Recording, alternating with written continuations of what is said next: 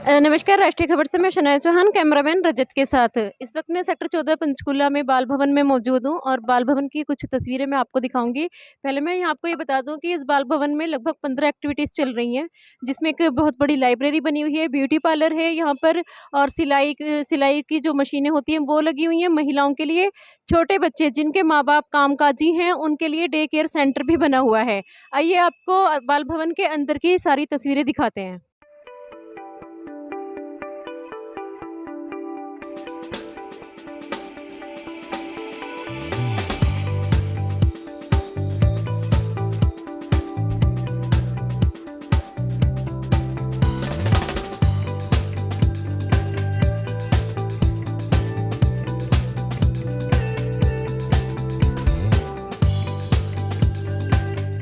इस वक्त मैं मौजूद हूँ पंचकूला सेक्टर 14 बाल भवन में।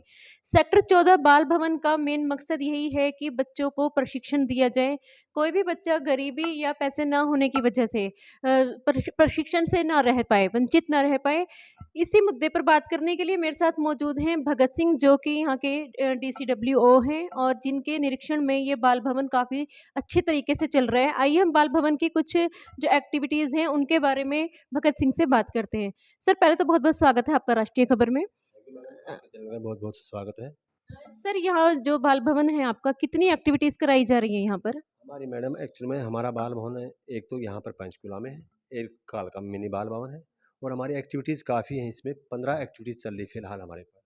इन एक्टिविटीज़ में हमारे पास 5 तो कंप्यूटर ट्रेनिंग सेंटर चल रहे हैं, दे 2 ब्यूटी पार्लर ट्रेनिंग सेंटर चल रहे हैं, 3 सिलाई कढ़ाई सेंटर चल रहे हैं, 3 डे केयर सेंटर चल रहे हैं और 2 बच्चों की लाइब्रेरी चल रही है फ़िलहाल। तो टोटली 15 है। इसमें टोटली बच्चे लगभग 1850 बेनिफिट हो रहे हैं आज के दिन। और कोविड को देखते हुए हमारा कुछ हमने स्ट्रेंथ कम की हुई है, तो फिलहाल बच्चों की स्ट्रेंथ बढ़ती जा रही है डे बाय डे। और हमारी संस्था जो पिछले 10 साल का मैं रिकॉर्ड बता रहा हूँ आपके सामने कि यहाँ पर जितने बच्चे ट्रेनिंग लेने के लिए हमारे पास में आते हैं वो लगभग 3000 के आसपास बच्चे पास आउट हो चुके हैं, जिनको हम कंप्यूटर कोर्स या जो भी कोर्स पूरा होता है उसके उपरांत हम उनको सर्टिफिकेट्स देते हैं। तो सर, कितने साल से ये बाल भवन यहाँ पर है? मैडम ये 97 जब अम्बाला जो एक डिस्ट्रिक्ट था पहले बड़ा, उसके उपरांत ये 90 से 5 में अलग हुआ था। तो उस टाइम अम्बाला ही होता मेन बाल भवन, उसके उपरांत ये 97 से फंक्शनिंग है हमारा ये बाल भवन। जैसे कि आपने अपने बाल भवन में लाइब्रेरी भी बना रखी है, तो किस तरह की किताबें लाइब्रेरी में मौजूद है और कितनी लगभग किताबें मौजूद हैं? मैम इसमें हमारी लगभग 20,000 के आसपास बुक्स फ़िलहाल हैं और इसमें कंपटीशन लेवल की बुक्स हैं। हमारे पास में बच्चे जो बैठते हैं, जो आते हैं पढ़ने, जो रीडिंग के लिए आते हैं, पहले तो मैं बताना चाहूँगा आपको कि हमारा लाइब्रेरी 7 डेज़ खुलती है। इसमें कोई हमारी छुट्टी नहीं होती। ये अर्ली मॉर्निंग सुबह 8:30 से लेकर के सर्दियों के समय में खुलती है सुबह 8:30 से लेकर के शाम को 8:30 बजे तक। और गर्मियों के समय में हमारी सुबह 8:30 से 9 बजे तक खुलती है। इसमें हमारे जो कंपनी यूपीएससी के बच्चे तैयारी कर रहे हैं, कुछ स्टाफ सिलेक्शन कमीशन की तैयारी कर रहे हैं, कुछ बच्चे जो नीडी बच्चे हैं, जिन जिन बच्चों के पास में बुक्स नहीं मिलती, उन बच्चों को हम बुक्स भी देते हैं यहाँ पर। और सभी तरह की कंपटीशन की बुक्स हमारे पास में अवेलेबल है। सर, यहाँ पर सिलाई सेंटर है, यहाँ डे केयर सेंटर है, तो कितने टीचर्स यहाँ पर हैं जो सिलाई सेंटर भी चला रहे हैं, जो डे केयर में बच्चों का भी देख रेख कर रहे हैं और लाइब्रेरी भी संभाल रही हैं? जी मैडम, इसमें हमारे प्रत्येक सेंटर में मैडम एक-एक तो टीचर हैं, जो ट्रेनिंग देती है, प्रशिक्षण बच्चों को देते हैं। और हमारी जो डे केयर सेंटर है, जो बच्चों का छोटे बच्चों के लिए है, हमारे इन बच्चों में 3 सेंटर हैं हमारे डे केयर, जिसमें जो कामकाजी महिलाएँ या जॉब करने वाली जो फैमिलीज़ हैं, उनके बच्चे हमारे पास में आते हैं। उनका सुबह 8:30 से 5:30 तक टाइमिंग होता है डेली। इसमें हमने मेड आयाज़ रखी है, हमारी जो हेल्पर हैं, वो हमारे पास बाकायदा सीसीटीवी कैमरे लगे हुए हैं और बड़ी अच्छी देखभाल करते हैं। और जो पेरेंट्स उनको जो खाना दे के जाते हैं, हमारे पास बाकायदा उनके लिए ओवन रखा हुआ है, फ्रिज रखी हुई है। जो बच्चा खाना चाहे उनके लिए अवेलेबिलिटी के हिसाब से उन बच्चों को दूध भी, चाय भी या कुछ समोसा है या कोई पेरेंट्स जो खाना देते हैं, जैसे कोई फीड दे जाते हैं, वो हम उनको प्रोवाइड करते हैं। तो सर, यहाँ पर कितने बच्चे टोटल हैं जो आपके डे केयर में डेली आते हैं? मैडम फ़िलहाल हमने डी साहब की अनुमति से 50% की कैपेसिटी के हिसाब से हमने अप्रूवल ले रखी है। फ़िलहाल मेरे पास में 16 बच्चे आ रखे हैं, जो सुबह आते हैं और शाम तक जाते हैं। और सिलाई सेंटर में कितनी महिलाएं हैं? मैडम सिलाई सेंटर में हमारे सभी सेंटरों में 40 के अप्रोक्सीमेटली बच्चे आ रहे हैं डेली, जो बैच वाइज होते हैं। सुबह 9 से 5 का टाइमिंग रहता है हमारा इसमें और डेढ़ घंटे हमारे बैच होते हैं। जो बच्चा सुबह 9 बजे आया वो 10:30 बजे तक बैच रहेगा। हर एक बैच में 10 से 8 से 12 से तक बच्चे रहते हैं इसमें हमारे।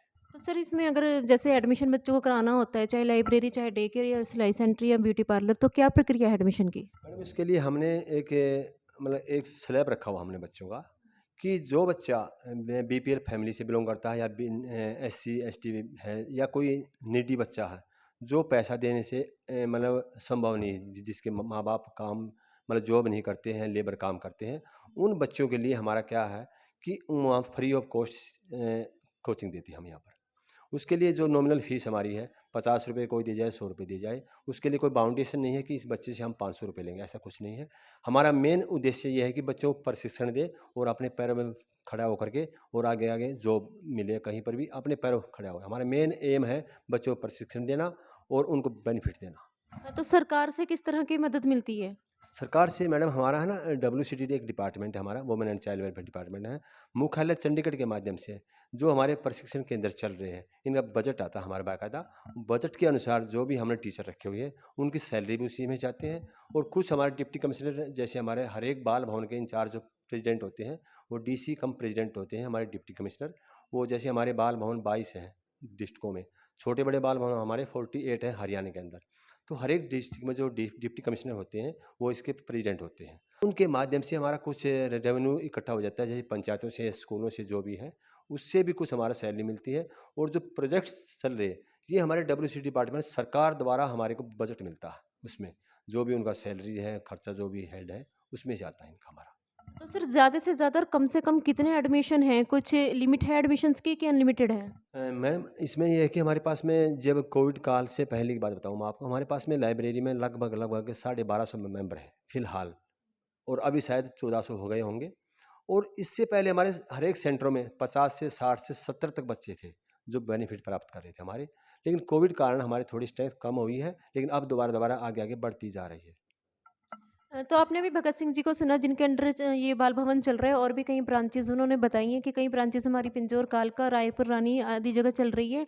और लगातार उन्होंने यही कहा है कि प्रशिक्षण देना ही मुख्य मकसद है बाल भवन का, कोई फीस निर्धारित नहीं है, क्योंकि जो गरीब बच्चे हैं वो प्रशिक्षण से दूर ना रह जाए, उनसे वंचित ना रह जाए, यही कोशिश लगातार भगत सिंह कर रहे हैं। और यही कोशिश बाल भवन द्वारा की जा रही है कि सभी बच्चों को प्रशिक्षण मिले। जो महिलाएं सिलाई सीखना चाहती हैं, ब्यूटी पार्लर का काम सीखना चाहती हैं, उन्हें वो काम सीखने को मिले, पैसों की तंगी के कारण कोई भी वंचित न रह जाए। तो आप देख रहे हैं राष्ट्रीय खबर, मैं आपके साथ शनाया चौहान, कैमरामैन रजत के साथ। ताज़ा खबरों से जुड़े रहने के लिए सब्सक्राइब करें राष्ट्रीय खबर टीवी और बेल आइकन दबाना ना भूलें।